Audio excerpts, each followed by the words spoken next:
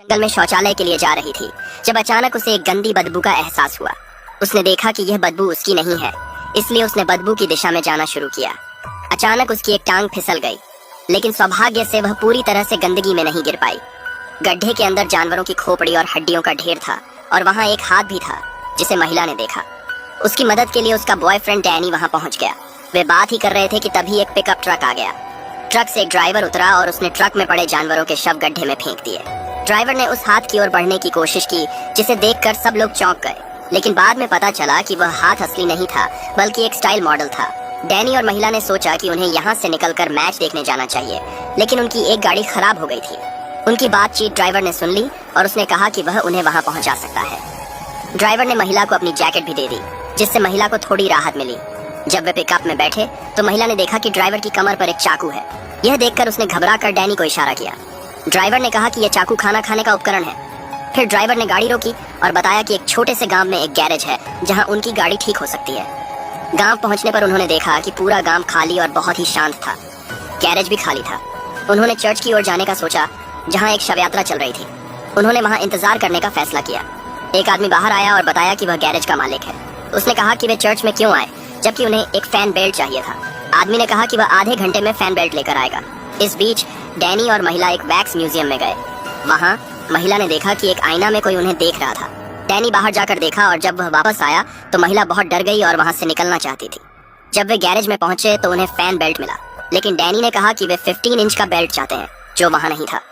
Garage मालिक ने कहा कि वह उन्हें बेल्ट देने के लिए ले जाएगा।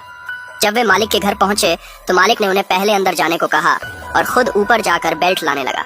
डैनी ने शौचालय का उपयोग किया और जब वह बाहर आया तो उसने देखा कि घर में अजीब सामान था। महिला ने देखा कि पिकअप की लाइट तोड़ी गई है और तुरंत अलार्म बजाया। अचानक पूरा घर अंधेरा हो गया और एक व्यक्ति मास्क पहनकर चाकू के साथ डैनी की ओर बढ़ा। डैनी ने अपनी पूरी ताकत लगाकर पीछे हटने की कोशिश की, लेकिन उसे मार दिया गया। महिला ने मदद के लिए फोन किया, लेकिन उसकी दोस्त को भी ले लिया गया। गैरेज का मालिक बाहर आया और महिला ने पूछा कि डैनी क्यों नहीं आया। मालिक ने कहा कि शायद वह अभी भी शौचालय में है। जब मालिक महिला के करीब आना चाहा तो महिला ने तुरंत कार में चढ़कर दरवाजे लॉक कर दिए। मालिक ने पूछा कि वह ऐसा क्यों कर रही है, लेकिन महिला का मन पहले से ही घबराया हुआ था। लिसा एक खतरनाक स्थिति में फंस जाती है। उसे एक पुराने वैक्स म्यूजियम जैसे घर में बंद कर दिया गया है, जहाँ एक मास्क पहने आदमी उसकी जान लेने की कोशिश कर रहा है। लिसा को महसूस होता है कि उसकी हालत बहुत खराब है, इसलिए उसने अपनी कार को स्टार्ट किया और तेजी से ड्राइव करने लगी, लेकिन गाड़ी की तेजी की वजह से वह बाहर गिर जाती है। इस बीच डैनी को एक दूसरी जगह पकड़ लिया जाता है। उस पर बुरी तरह से प्रयोग किए जाते हैं। मास्क पहने आदमी ने डैनी की चोटों पर गोंद और वैक्स लगाकर उसे एक वैक्स स्टैचू में बदल दिया। डैनी का चेहरा पूरी तरह से वैक्स से ढक गया। लिसा अपनी जान बचाने के लिए टाउन के एक चर्च में जाती है, लेकिन वहाँ जाकर उसे पता चलता है कि वहाँ सब वैक्स की मूर्तियाँ हैं और कोई भी जीवित नहीं है। ये देखकर वह चौंक जाती है और तभी मास्क पहने आदमी का आना शुरू हो जाता है। लिसा चुपके से छुप जाती है ताकि वह पकड़ी न जाए। मास्क पहने आदमी ने लिसा को पकड़ लिया और गैस स्टेशन के बेसमेंट में बंद कर दिया।